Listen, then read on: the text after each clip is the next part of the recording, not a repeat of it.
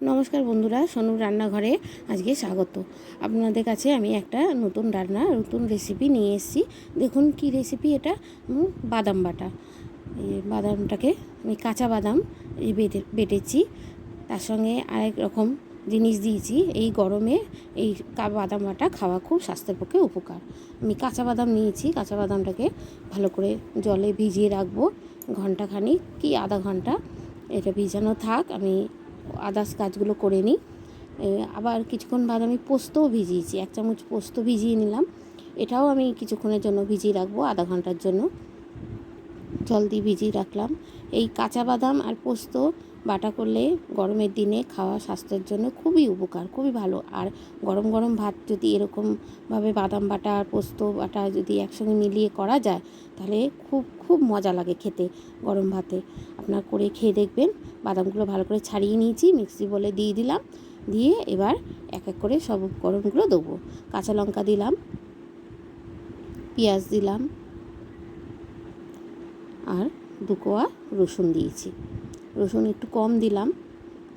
আর একটু পোস্ত বাটা দিলাম, পোস্ত দিয়েছি, ভিজানো পোস্ত।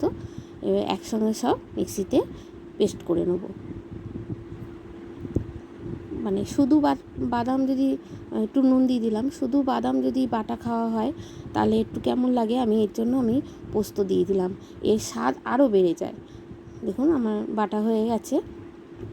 এবার একটু ঢেলে নিচ্ছি বাটিতে।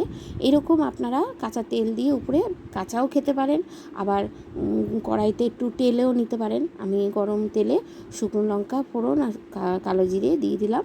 দিয়ে এবার বাদাম বাটাগুলো কড়াইতে টেলে নিচ্ছি। অনেকে কাঁচা খেতে পারে না, হয়তো গন্ধ ছাড়বে বা কিছু, এরকম ভাজাও খেতে পারেন। আমি কাঁচাও খেয়েছি, ভাজাও খেয়েছি।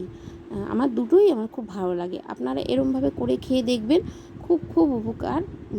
উপকার বলতে উপকার তো বটেই, খেতেও খুব স্বাদ। গরম গরম ভাতে খেতে এত দারুণ লাগে না, খুব ভালো লাগে। একটুখানি আবার লঙ্কা বাটা দিয়ে দিলাম। আমার কিন্তু এটা শুকনো লঙ্কা না, আমার কাঁচা লঙ্কা বাটা, পাকা কাঁচা লঙ্কা বেটেছি। আর সামান্য একটু হলুদ দিয়ে দিলাম। নুন আগে দেওয়াই ছিল, তবু একটু নুনটা কম হয়েছে বলে আবার একটু দিয়ে দিলাম, সামান্য একটু নুন দিলাম। দিয়ে ভালো করে কষিয়ে নেবো। আমার এই বাদাম বাটার রেসিপিটা যদি আপনাদের ভালো লাগে তো একটু লাইক, শেয়ার আর কমেন্ট বক্সে একটু জানাবেন। আর আমার চ্যানেলটা সাবস্ক্রাইব করে দেবেন। একটু করে খেয়ে দেখবেন। কাঁচা বাদাম, অনেকে ভাজা বাদাম বাটা করে, আমি আজকে কাঁচা বাদামে বাটা করলাম আর পোস্ত দিয়ে।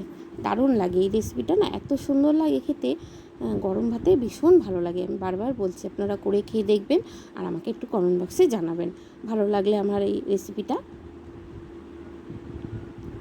সব তুলে নিলাম এক এক করে। দেখুন বন্ধুরা কত সুন্দর হয়েছে না। আচ্ছা রাখছি বন্ধুরা, নমস্কার।